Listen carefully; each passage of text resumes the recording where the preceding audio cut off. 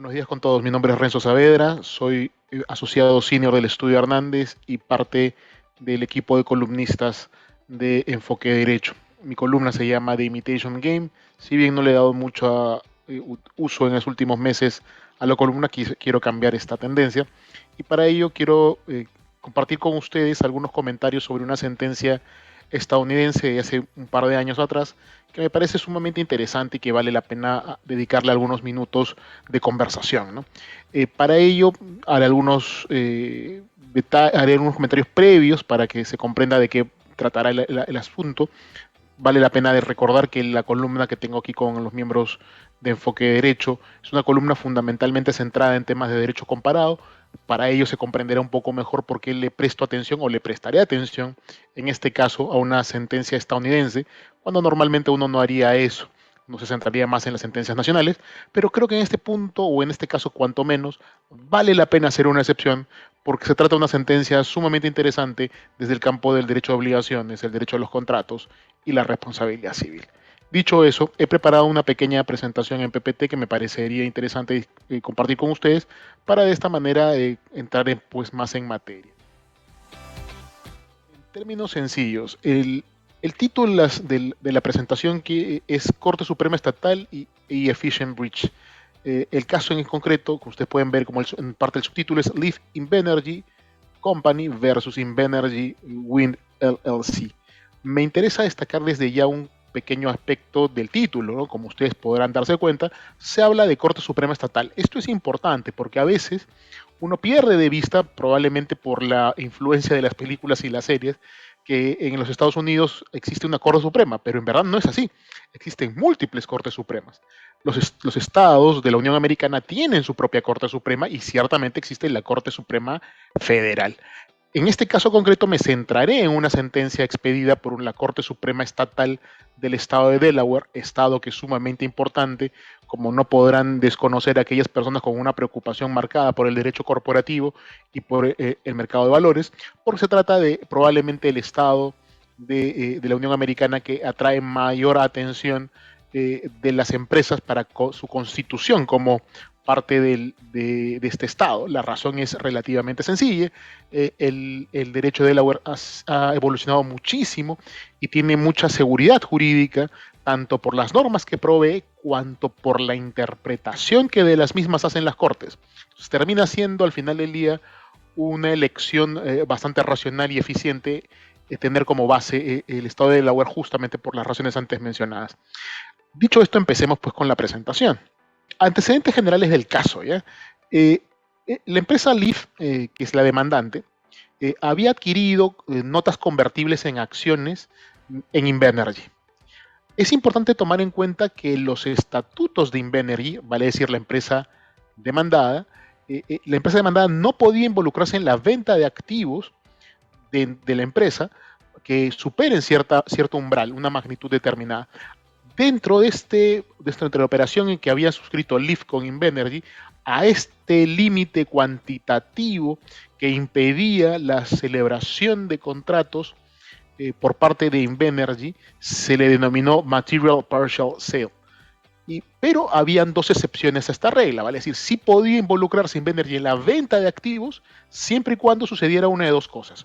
Obtuviera previamente el asentimiento de parte de Leaf para producir la venta, o sea, vale decir, se requería una anuencia explícita por parte de la empresa inversora en Invenergy para poder permitir que Invenergy realice la venta.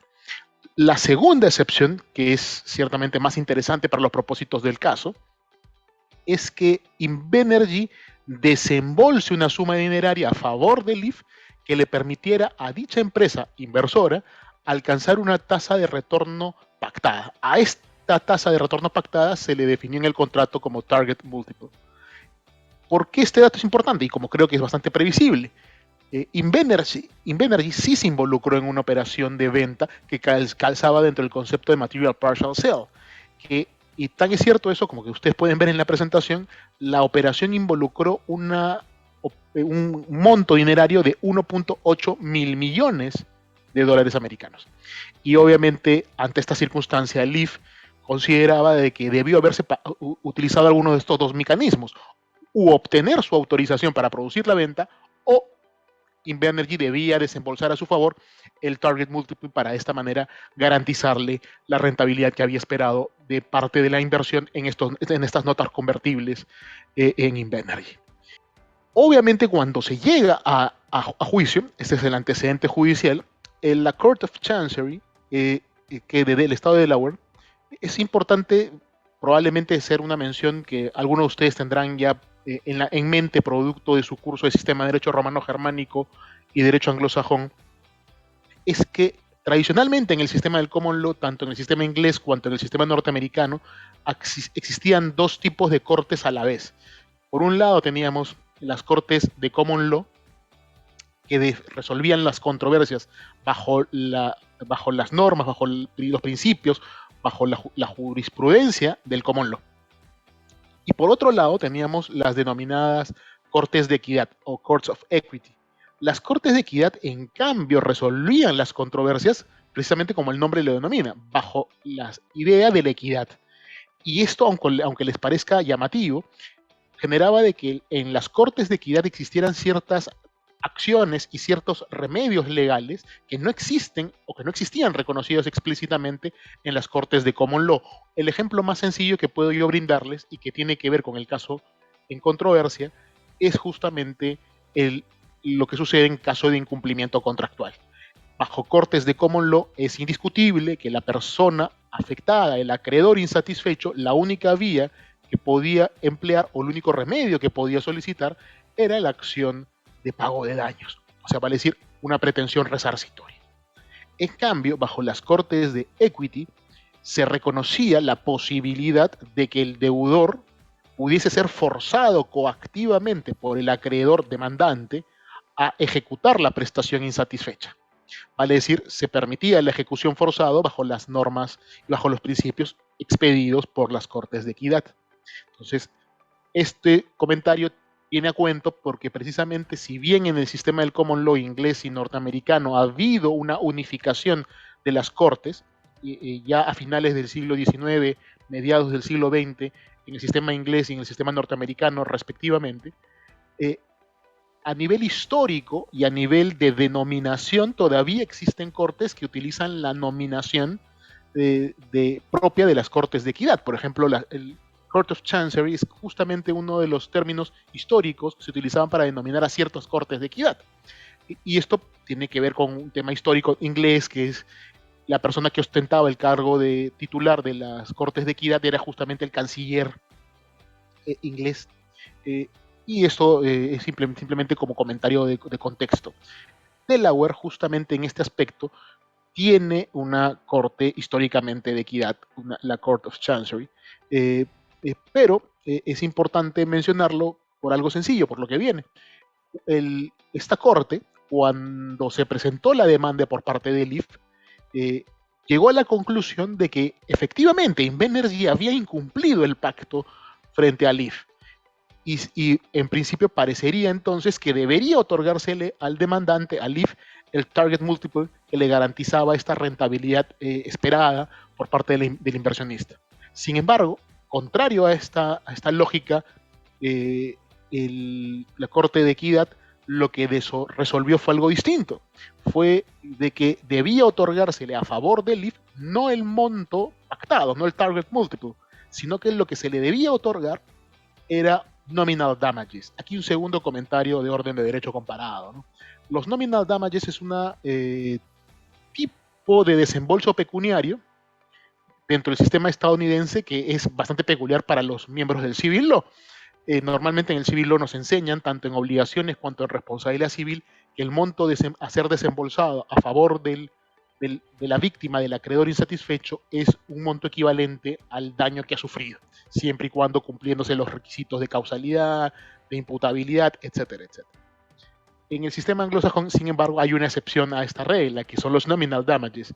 En estos casos, cuando se hubiese determinado de que ha habido infracción, que ha habido incumplimiento, y sin embargo la Corte no está convencida de que deba desembolsarse un monto dinerario equivalente al daño, o la Corte no está convencida de que el monto o los medios probatorios que ha provisto el demandante son lo suficientemente significativos para acreditar el daño que supuestamente alega, lo que puede hacer el tribunal es dar nominal damages. Es un monto simplemente a título de darte la razón de que efectivamente ha habido un incumplimiento, pero sin ningún propósito de ser resarcitorio o indemnizatorio. En algunas ocasiones, incluso como nominal damages, se puede llegar a dar $1, con lo cual se demuestra bastante claro que no tiene propósito resarcitorio, ¿no? Y es justamente lo que sucedió en este caso. La Court of Chancery decidió dar nominal damages a Leaf en lugar de otorgarle el target multiple que se había establecido bajo el contrato. Adicionalmente, la Corte of Chancery había decidido en paralelo que Invenergy le comprase las notas convertibles a Leaf, apelando a una disposición contenida en el estatuto de Invenergy. Esto fue la decisión de primera instancia. El Court of Chancery es una sentencia de primera instancia. Como ustedes se darán cuenta, el argumento de fondo que ha provisto el Court of Chancery para dar esta resolución es de que había un incumplimiento eficiente por parte de Invenergy, razón por la cual la Corte misma no debía forzar al demandado a pagar un monto indemnizatorio predispuesto en el pacto, que es el supuesto del target múltiple, sino darle un monto ciertamente inferior, los nominal damages, porque bajo el argumento, bajo el razonamiento del tribunal de primera instancia, de esta manera se alentaba decisiones de incumplir por parte de deudores, en nuestro caso Invenergy, que traían mayor eficiencia al sistema jurídico y a la sociedad en su conjunto. Este caso me parece importante, ya se darán cuenta ustedes, porque eleva a decisión de ratio de decidendi al incumplimiento eficiente. Yo he realizado una investigación por muchos años en materia de incumplimiento eficiente, de hecho lo publiqué hace más de 10 años en Temis, justamente en el que prestaba atención a las decisiones judiciales del sistema estadounidense y llegué a la conclusión de que no existía ninguna sentencia en el sistema estadounidense que elevara a ratio decidendi el argumento del incumplimiento eficiente para resolver una controversia. A lo sumo se daba como un comentario al margen, como una obiter dicta, pero no era una ratio decidendi. Y esto es importante para el caso en concreto, porque como ustedes se darán cuenta, la sentencia de primera instancia sí estaría elevando a ratio decidendi al incumplimiento eficiente, por razón por la cual motiva mi interés de sobremanera. Pero como ustedes saben, y aquí termino esta parte de la presentación, aquí nos interesa después lo que va a pronunciarse la sentencia, la Corte Suprema del Estado de Delaware. Pero para llegar a este punto, pues hay que caminar pausadamente. Lo que nos toca es comprender algo muy sencillo. Dado que el argumento central por el cual la sentencia de primera instancia avala el comportamiento de Invenergy, o por lo menos lo sanciona de una manera claramente subcompensatoria para los intereses de Leaf, es el argumento del incumplimiento eficiente. Entonces, debemos prestarle atención, debemos comprender de mejor manera qué significa incumplimiento eficiente dentro de la doctrina, particularmente del análisis económico del derecho. Y es a eso a lo que nos abocaremos en los próximos minutos.